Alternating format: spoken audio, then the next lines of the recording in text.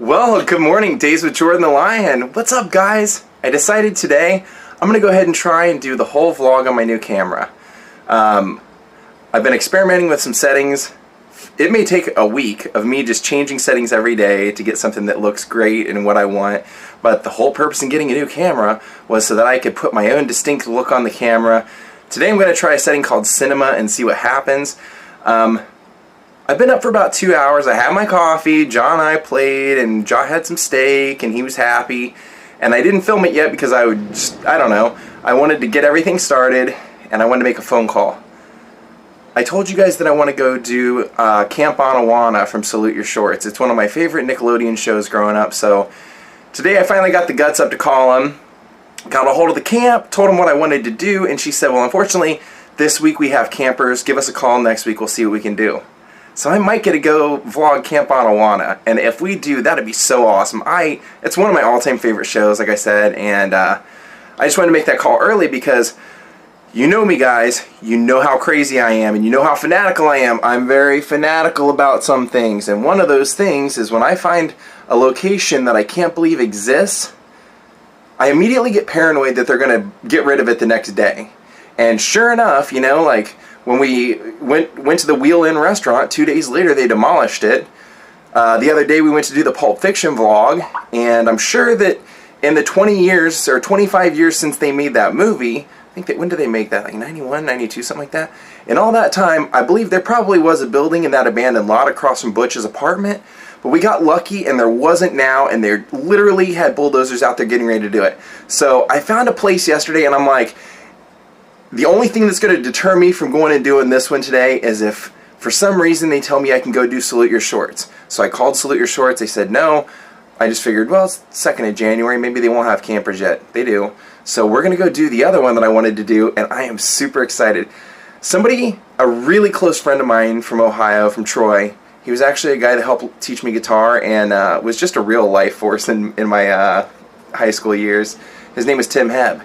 And one of the only requests he's had of me vlogging was that he said, will you consider doing a couple of album covers? Like, match up some of the places from some favorite rock albums or something. And I said, absolutely, dude, I absolutely would.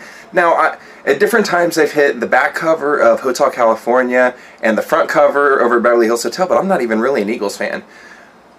There's one that I am a fan of. I found the address.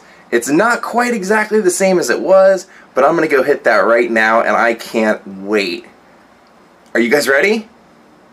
Lionhearts, are you ready? By the way, if you guys want to use that name, run with it. Vern Wood, you get credit for naming us that.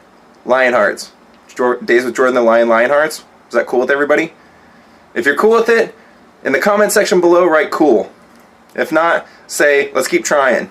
Alright guys, let's take off. We're going to hit the train, and we're going downtown. Alright, heading downtown. I wish I had my camera out at the time. There's like a lady walking behind her little kid in like like one of those motorized Jeeps for like 3-year-olds. But the lady was actually controlling her remote controlled off of her cell phone. Pretty interesting. Guess I shouldn't really be surprised, should I? This is actually going to be one of the most fun vlogs that we ever do, I think. If you're a rock and roll fan. Okay, look at that building. That's the kind of stuff that worries me. That's why as soon as I find a location that I really want to see, I haul and get down to it because of this kind of stuff. It very easily could have been this building.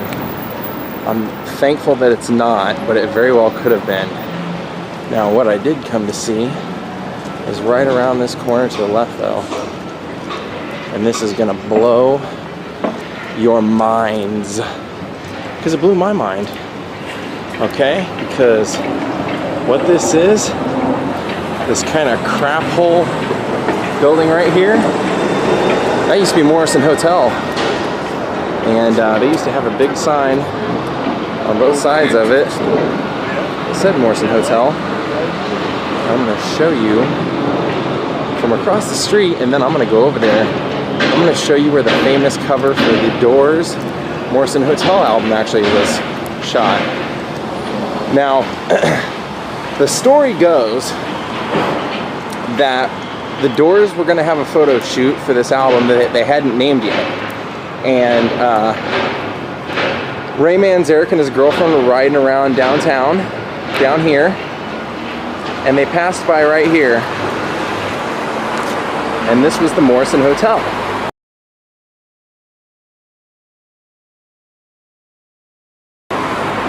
He liked it, got a hold of the photographer, Mr. Diltz, and they came down a couple of days later, and this was where they decided they were going to shoot the cover for Morrison Hotel.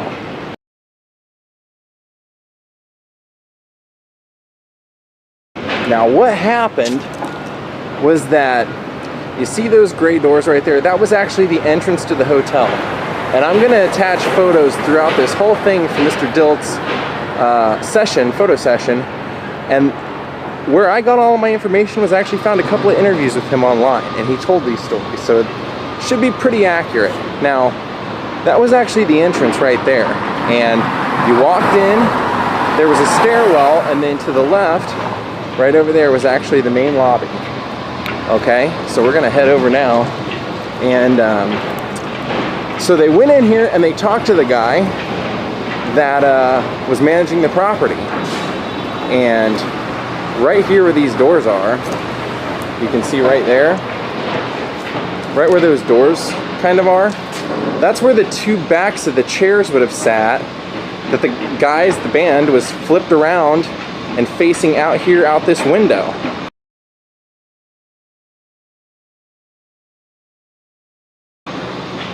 So when you see the photo and the cover of the album, you'll see that there's this white light kind of a foot or two above Jim Morrison's head, and it almost to an extent looks like a halo.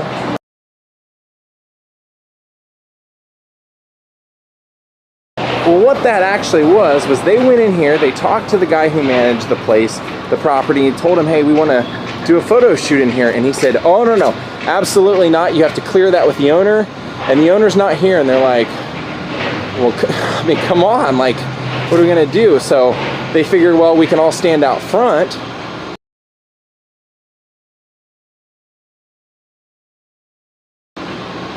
And we can go ahead and take photos out front, I guess, but it just wouldn't have the same appeal because we would have had that arch, you know, going across the top right there that said Morrison Hotel, and the band could have sat right under it. So he didn't really want to do that, but what he noticed, and if you look very closely in the photos that I attached to this, you'll see reflections of, in the actual album cover, the reflection of the photographer. His head's a little further above Jim Morrison's head. You'll see the shadow.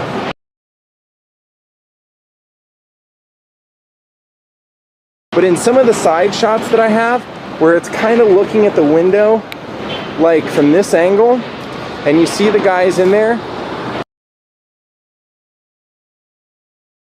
you'll actually see another figure, and what you kind of don't see because it blends in, just to the left of that male figure was Mama Cass. Mama Cass was at this session.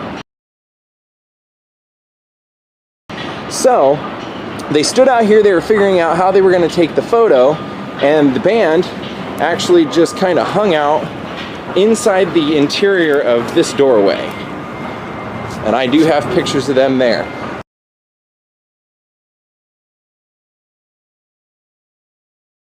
So they were hanging out in this doorway, and what the photographer noticed is he said he saw from the inside, well, from out here, he saw, you could see that white light I told you about that looked like kind of a halo. That was actually the elevator light. And he said from out here you could see, as they were standing here, the manager of the building got in the elevator, and they watched that light start rising and rising and rising. So they actually knew what floor he was at. As soon as that happened, he goes, come on guys, let's get inside. And Ray and Robbie ran in, and they would have been seated first. And actually the photo I have, they would have been from over here. They would have been seated first, and then Jim came in.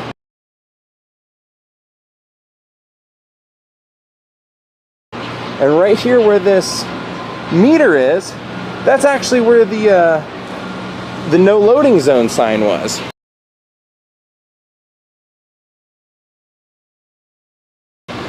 And so when you look at the album cover and you see that light, that was actually them being able to tell, and actually the photo, the infamous cover would have been right here.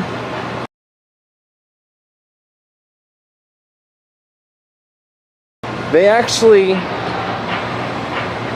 could see when the guy was coming down, and they knew when they had enough time to hurry up, get the shots, and get out, and they would have came out through here. I mean, how cool is that? And you know what the kicker is?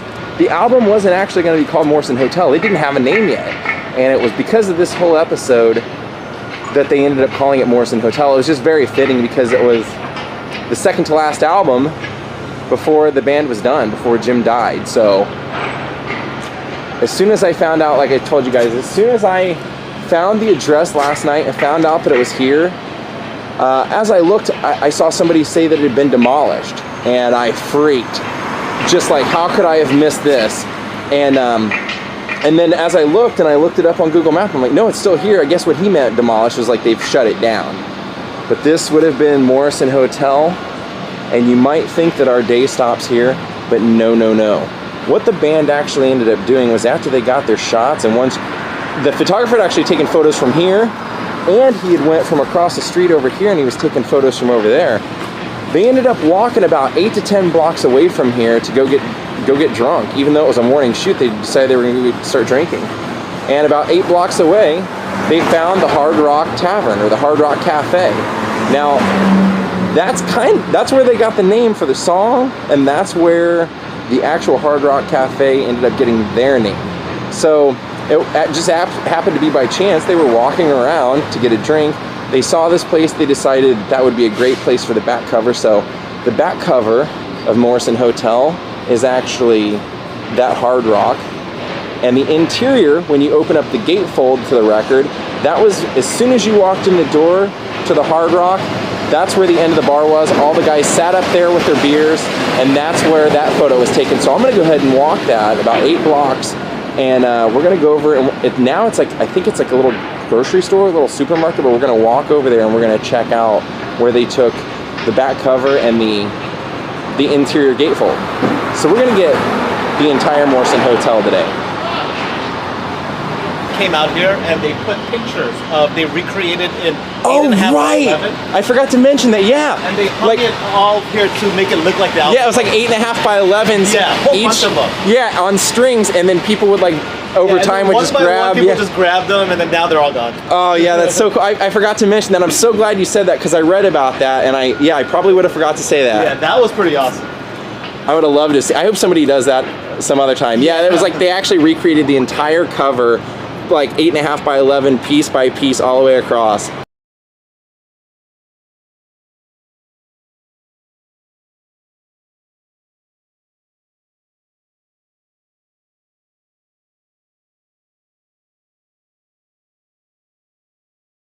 And I'll include a photo of that for you guys so you guys can see it.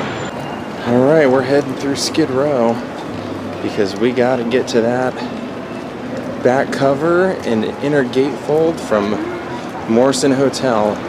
And we're not too far. All right, there it is. That's where the back cover of Morrison Hotel was.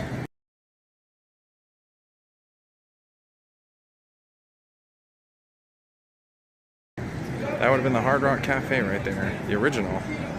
And now it's like a market. But you can kind of see where, if you match up the back of that cover, it's dead on Jim Morrison and the guys in there.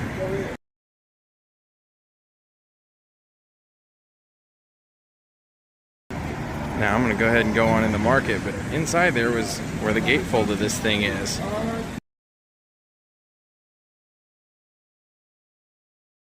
The whole inside would have been that bar, and it was kind of like a long U-shaped bar with the bottom of the U being kind of towards this door.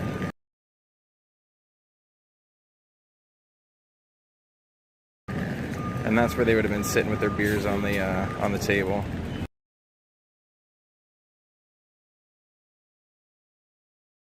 So as soon as this light changes, we'll go on and walk on in. You can at least see what it looks like now and what it used to be.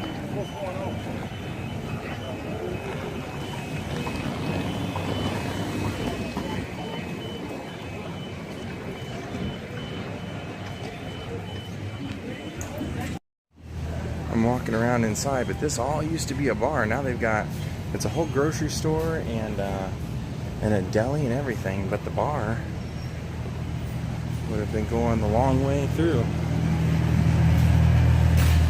This is where the inside gatefold was shot. Well, I went ahead and filmed that on my camera phone instead of the camera like I was going to, because like I told you guys, I'm literally in, I'm on Skid Row, and I was standing on the corner filming that place, and I was literally in front of the homeless shelter. So I just didn't want to pull the camera out. I didn't want any trouble, you know. Well, we did it, guys. I hope you guys enjoyed that. I'm doing my best to bring the most interesting vlogs every day that I can. And this was just one of those that as soon as I saw it, I'm like, my fans will love it. I love it. And we had to do it. So now we're going back. We're gonna hop on the train, go home to see the Joster, and get something to eat. I'm starving. There's my buddy. I missed you. I'm home. Jaw. Everybody loves Jaw. Good to see you, buddy. I always hate when I have to leave you, but sometimes I just can't. Get out of here. Licking my stomach. I can't take you when I go downtown because there's too much garbage on the streets, and I know you'll try and eat it. Guilty. You're guilty. Gosh, I haven't worn my new shoes yet. I bought these things, and I remember, guys, when I bought these, they were like $5. Weird. Usually they're like, even though they're the old ones, they'd be discounted to like 60 or 70, but every once in a while, if you can find stuff at Ross in bigger sizes from like 13 to 16 feet size, I wear like a 13, they'll mark them down ridiculously low because they just don't think they're going to sell. So I was really happy to get these, and I kind of wanted to, not that it's a big deal, but I kind of wanted to tell you what it is that I liked about these. See, about 2 years ago, I booked a commercial, a State Farm commercial, and I wasn't going to have any lines. It was just supposed to be a facial expression, and what it was supposed to be, it was supposed to be an elevator door opening, and I was going to be the first State Farm, like, factory member. Like, this elevator door opens up, and you would see a bunch of, like, employees walking around like as though it was a lab. And they didn't tell me anything about it. They just said that we want your face, like, as soon as the door opens. So I showed up. They filmed my part. What they didn't tell me was that Mr. Chris Paul, Steph Curry, Damian Lillard, John Stockton, they were all going to be in this commercial. It was like the very first assist commercial. And in the end, they never ended up using my part. When the doors opened, they did film it, but then when the cut came through, as soon as the doors opened, the camera flipped around and just caught those guys walking out of the elevator. So I got paid, but I never saw in the commercial. Anyway, I didn't know Chris Paul was on this shoot.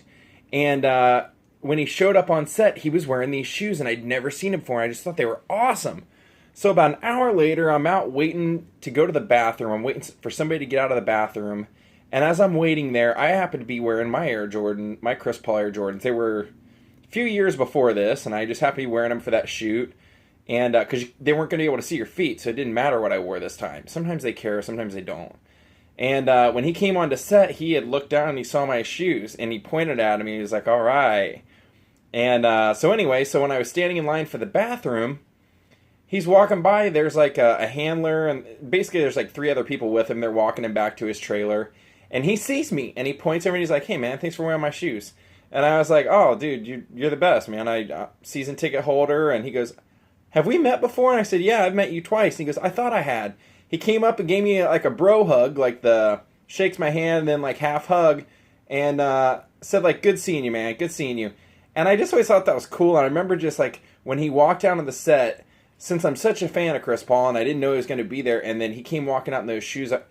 This camera doesn't really do him justice. They're more blue than purple, but he came walking out in these, and I just was like, whoa, look at that pair. I'd never seen that pair before.